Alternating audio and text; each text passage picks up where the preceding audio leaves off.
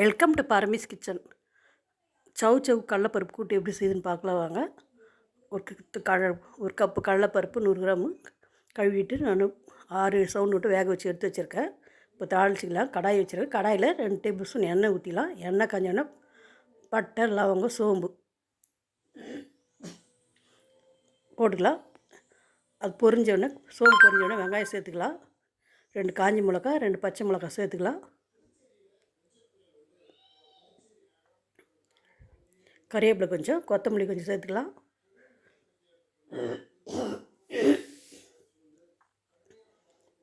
பைத்தம் பருப்பும் போட்டு செய்யலாம், துவரம் பருப்பு வச்சு போட்டு செய்யலாம் கூட்டு. நான் கடலைப்பருப்பு சேர்த்துக்கலாம். ஏன்னா கடலைப்பருப்பு கொஞ்சம் துவரம் பருப்பு பைத்தம் பருப்பு கொஞ்சம் சேர்த்தோம்னா 2 சேர்த்துனா இன்னும் நல்லாயிருக்கும். கடலைப்பருப்பு நான் சேர்த்து வச்சுருக்கேன், வேக வச்சுருக்கேன். வெங்காயம் நல்லா வந்துக்கணுன்னு இஞ்சி பூண்டு பேஸ்ட்டு 1 ஸ்பூன் சேர்த்துக்கலாம்.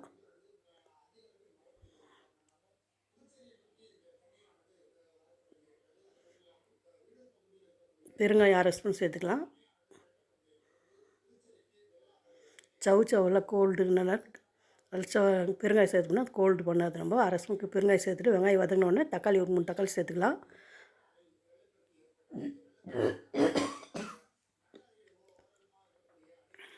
வெங்காயம் தக்காளி நல்லா வதங்கின பிறகு சவு சேர்த்துக்கலாம். ரொம்ப பெருசாக ரொம்ப பொடிசாக மீடியம் சைஸில் கட் பண்ணி சேர்த்தோம்னா கூட்டுக்கு நல்லாயிருக்கும். ரொம்ப பொடிசாக போட்டோம்னா இழஞ்சிடும். சவு போட்டு நல்லா இதில் நல்லா வதக்கிக்கலாம்.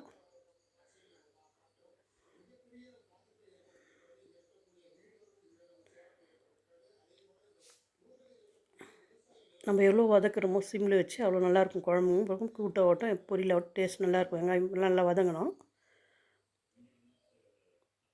மிளகாய்த்தூள் 2 டேபிள் ஸ்பூன் சேர்த்துக்கலாம். நான் கடலைப்பருப்புலேயும் மஞ்சள் தூள் சேர்த்துருக்கேன். தேவையான அளவு உப்பு சேர்த்துக்கலாம்.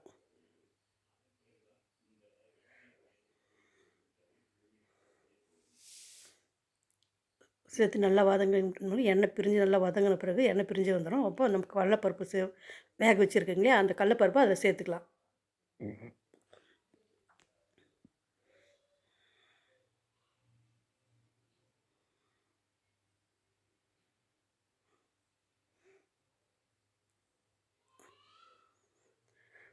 கடலைப்பருப்பு தண்ணியோடு சேர்த்து நல்லா நம்ம எவ்வளோ தண்ணி வேணுமோ அந்த அளவுக்கு சேர்த்து நம்ம வந்து அப்படியே கடாயிலே கொதிக்கணும்னா கொதிக்க வைக்கலாம். இல்லைனாக்கா நம்ம குக்கரில் போட்டு ஒரு சவுண்டு விட்டுக்கலாம். அந்த ரொம்ப வேகணும்னு வேணால், ரொம்ப வேகாமல் இருந்தால் நல்லா இருக்காது. ரொம்ப குழ ஆகிடுச்சு நல்லா இருக்காது. இருந்தால் குக்கரில் போட்டு ஒரே சவுண்டு விட்டுக்கலாம்.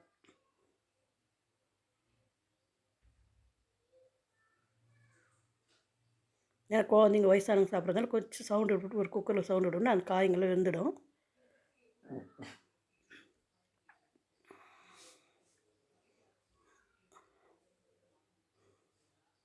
குக்கர் மூடி போட்டு ஒரு விசில் விட்டுக்கலாங்க.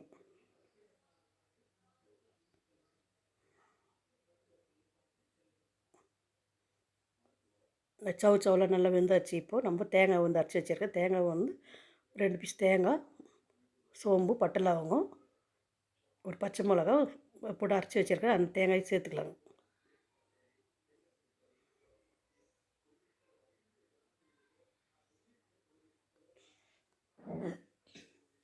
அப்படி நம்ம தேங்காய், பட்டை, லவங்கம், சோம்புலாம் அரைச்சி ஊற்றோம்னா ஒரு தேங்காய் துரு கூட சேர்த்தோம்னா நல்லாயிருக்கும்.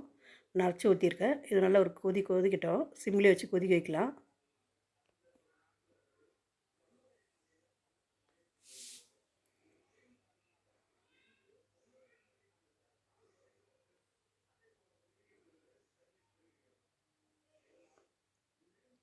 சிம்மில் வச்சு நல்லா கொதித்து ரொம்ப கெட்டியாக இருக்கணும்னா ஒரு மீடியமாக எடுத்தோம்னா கொஞ்சம் ஆற நம்ம குழம்பு வந்து கெட்டியாகிடும். நல்லா கொதித்து வருது. இந்த டைமில் கொத்தமல்லி போட்டு இறக்கலாங்க.